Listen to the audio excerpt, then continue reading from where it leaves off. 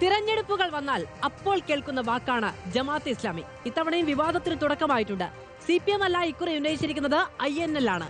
പേരാമ്പ്രയിലെ UDF സ്ഥാനാർത്ഥി ഫാത്തിമ തഹ്ലിയക്കെതിരെയാണ് ആരോപണം.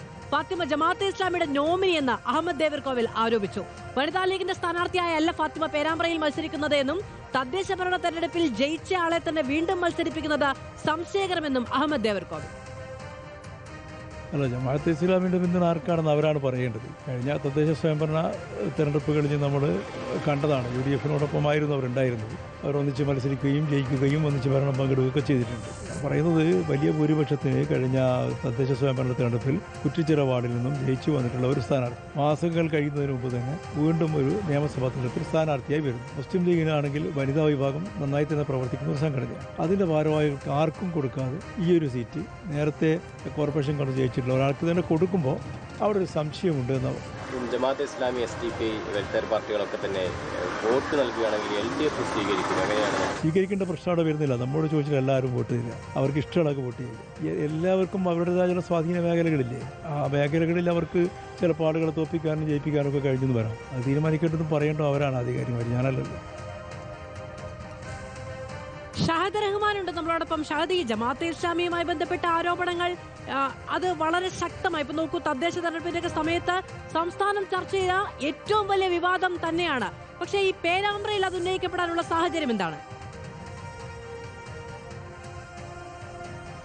അതിൽ പ്രധാനപ്പെട്ട കാരണമായിട്ട് ചൂണ്ടിക്കാണിക്കുന്നത്, അതായത് നമുക്കറിയാം ഈ മുസ്ലിം ലീഗിന്റെ ഈ സ്ഥാനാർത്ഥി പട്ടിക പുറത്തു വന്ന ഘട്ടത്തിൽ ഏറ്റവും വലിയ പ്രതിഷേധവുമായി രംഗത്ത് വന്നിട്ടുണ്ടായിരുന്നത് വനിതാ ലീഗാണ്. കാരണം വനിതാ ലീഗിൽ നിന്ന് ആരും തന്നെ ഇത്തവണ പരിഗണിച്ചില്ല എന്നുള്ളത് മാത്രവുമല്ല, മുസ്ലിം ലീഗിനെ ഒരു സമയത്ത് മുൾമുനയിൽ നിർത്തിയിട്ടുള്ള ഫാത്തിമ തഹ്ലിയക്ക് പേരാമ്പ്രയിൽ സീറ്റ് നൽകുന്നു. അപ്പോൾ ഇതിനെ ചോദ്യം ചെയ്തുകൊണ്ടായിരുന്നു നൂർബീന റഷീദ് ഉൾപ്പെടെയുള്ള ആളുകൾ രംഗത്ത് വന്നിട്ടുണ്ടായിരുന്നത്.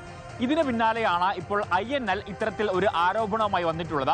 അതായത് ഫാത്തിമ തഹ്ലിയ എന്ന് പറയുന്ന സ്ഥാനാർത്ഥി കോഴിക്കോട് കോർപ്പറേഷനിലെ കുറ്റിച്ചിറ വാർഡിൽ നിന്നും 2 മാസങ്ങൾക്ക് മുൻപ് വിജയിച്ച കോർപ്പറേഷനിലെ സ്ഥാനാർത്ഥിയായി നിൽക്കുന്ന ഒരാൾ, ആ ആളെ പെട്ടെന്ന് തന്നെ നിയമസഭാ തെരഞ്ഞെടുപ്പിലേക്ക് നോമിനിയായിട്ട് കൊണ്ടുവരുന്നു. അതും പേരാമ്പ്രയിലേക്ക് കൊണ്ടുവരുന്നു. അതിൽ ചില സംശയങ്ങളുണ്ട്. അത് ഈ വെൽഫെയർ പാർട്ടിയുടെ നിർദ്ദേശപ്രകാരം വെൽഫെയർ പാർട്ടിയുടെ താല്പര്യങ്ങൾ സംരക്ഷിക്കാൻ വേണ്ടിയാണ് എന്ന ആരോപണമാണ് പ്രധാനമായിട്ടും ഉന്നയിക്കുന്നത്. അതുകൊണ്ട് തന്നെ ഈ ഒരു വിഷയത്തിൽ അതിൽ ചില സംശയങ്ങൾ നിലനിൽക്കുന്നുണ്ട്. മാത്രമല്ല, നമുക്കറിയാം ഈ തദ്ദേശ തെരഞ്ഞെടുപ്പിൽ പല ഇടങ്ങളിലും ഈ വെൽഫെയർ പാർട്ടിയുമായി സഹകരിച്ചാണ് UDF മത്സരിച്ചിട്ടുണ്ടായിരുന്നത്. അല്ലെങ്കിൽ അവരുടെ സഹകരണം പല ഘട്ടങ്ങളിലും ഉറപ്പുവരുത്തിയിട്ടുണ്ടായിരുന്നു. എന്നാൽ നിയമസഭാ തെരഞ്ഞെടുപ്പിലേക്ക് വരുന്ന ഘട്ടത്തിൽ വെൽഫെയർ പാർട്ടിക്ക് കാര്യമായിട്ട് എവിടെയും തന്നെ സ്ഥാനാർത്ഥികളില്ല. മാത്രവുമല്ല, ഈ വെൽഫെയർ പാർട്ടിയുടെ ശക്തി കേന്ദ്രങ്ങളിൽ ഈ ഫാത്തിമ തഹ്ലിയെ പോലെയുള്ള ഒരാളെ നിർത്തുക എന്ന് പറയുന്നത് അതിൽ ചില സംശയങ്ങളുണ്ട്.